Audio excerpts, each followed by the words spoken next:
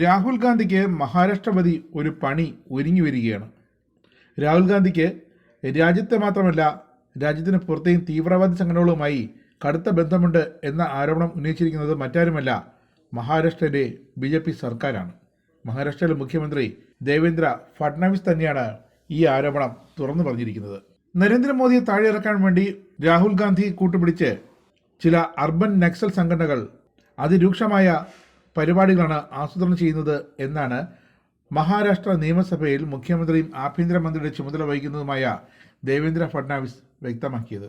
ജനാധിപത്യത്തിന്റെ ശ്രീകോവിലിൽ ഒരു BJP MPയെ ആക്രമിച്ച് അപമാനിച്ച രാഹുൽ ഗാന്ധിയെ പ്രതിപക്ഷ നേതാവ് സ്ഥാനത്ത് നിന്ന് മാറ്റിയില്ലെങ്കിൽ ഇന്ത്യ മറ്റ് രാജ്യങ്ങൾക്ക് മുന്നിൽ തല കുനിക്കേണ്ടി വരുമെന്നാണ് BJPയുടെ നിലപാട്.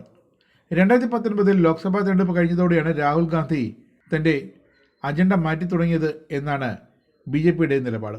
എന്നാൽ മോദി സർക്കാരിനെ താഴെയിറക്കാൻ ഓരോരോ ഗൂഢലക്ഷ്യങ്ങൾ രാഹുൽ ഗാന്ധി കൊണ്ടുവരുമ്പോൾ അതെല്ലാം തങ്ങൾ നിമിഷ നേരം കൊണ്ട് തകർത്തു എന്ന് BJP അവകാശപ്പെടുന്നു. ഇന്ത്യ വിരുദ്ധനായ ശതകോടീശ്വരൻ ജോർജ് സോറോസിനെ കാണാൻ അമേരിക്കയിലേക്ക് രാഹുൽ ഗാന്ധി പോയത് എന്തിനാണെന്നാണ് ദേവേന്ദ്ര ഫഡ്നാവിസ് ഇപ്പോൾ ചോദിക്കുന്നത്.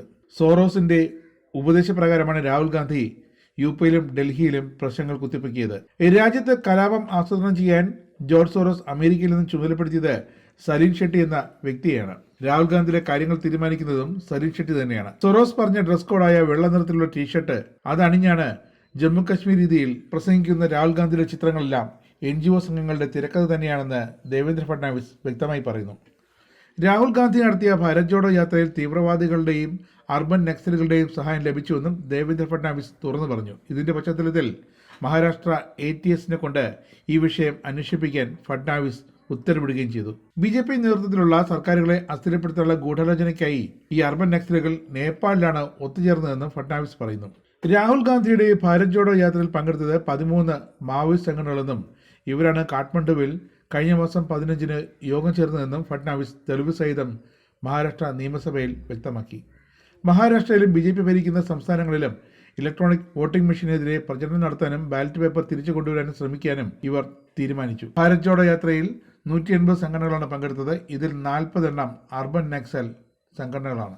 EVMനെതിരെ ഇവർ ലഘുരേഖകൾ തയ്യാറാക്കി രാജ്യത്ത് വിതരണം ചെയ്യുന്നു. ഈ സംഘടനകൾ അർബൻ നക്സലാണെന്ന് മൻമോഹൻ സിംഗ് പ്രധാനമന്ത്രിയായിരിക്കുമ്പോൾ 2014 ഫെബ്രുവരി 18-ന് ലോക്സഭയിൽ 72 അർബൻ നക്സൽ സംഘടനയുടെ പേരുവിവരങ്ങൾ പ്രഖ്യാപിച്ചിരുന്നു.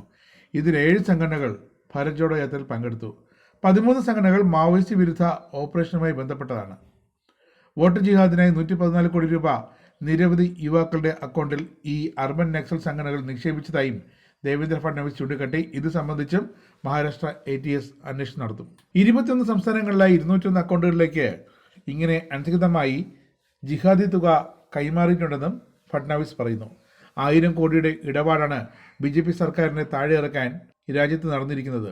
BJP നേതൃത്വം നൽകുന്ന കേന്ദ്ര സർക്കാരിനെതിരെ വിഭജന രാഷ്ട്രീയം ലക്ഷ്യം വെച്ചാണ് ഭാരത് ജോഡോ യാത്ര രാഹുൽ ഗാന്ധി നടത്തിവച്ചതെന്നും ദേവേന്ദ്ര ഫഡ്നാവിസ് വ്യക്തമായി പറയുന്നു. ചുരുക്കത്തിൽ രാഹുൽ ഗാന്ധിക്കെതിരായ പോലീസ് അന്വേഷണം മഹാരാഷ്ട്ര സർക്കാർ വളരെ ഗൗരവമായി എടുത്തിരിക്കുകയാണ്.